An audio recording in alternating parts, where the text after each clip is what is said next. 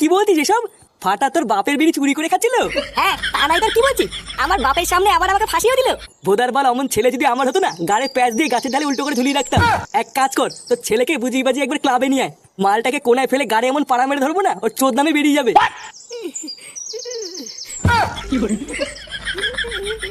এই কি রে, আইসক্রিম আনতে গিয়ে তো মনে হচ্ছে সেটা ভাঙা চোদন খেয়েছিস। পল্টুদা, ওই চোদনা লালটু আমাকে ধরে মেরেছে। বারা আমাকে একা পেয়ে কি মারা মেরেছে পল্টুদা, তুমি জানো না? কি, লালটু তোকে মেরেছে? বোকাচোদা, লালটু আমাদের ক্লাবের সদস্যর গায়ে হাত দিয়েছে। বাড়ার দোকানে ঢুকে যদি খলখল করে পুঙ্গানো মারতে পারি, আমার নামে পল্টু না। এ বারা, এত খোঁজ যাচ্ছিস কেন? আগে কি হয়েছে পুরোটা শোন। হ্যাঁ, কি হয়েছে বাড়া খুলে বলতো। আর বলো না পল্টুদা, ওই ফুটুর ঢামনা চোদা ছেলের জন্য লালটু আমাকে ধরে মেরেছে। কি হয়েছে আমার ছেলের জন্য মানে? হ্যাঁ, তোর ওটা ছেলে না রে, ওটা একটা পাকা শান্তির ছেলে। জানো পল্টুদা, তোর দানটা লালটুর দোকান থেকে বাকিতে আইসক্রিম খেয়ে লালটুকে মারার চোদ বলে পালিয়েছে। আর আমি যেই বলেছি আমি ওকে চিনি, লালটু আমাকে ফালতু ফালতু কেলিয়ে দিল। সে কো মারানিটা তাহলে এত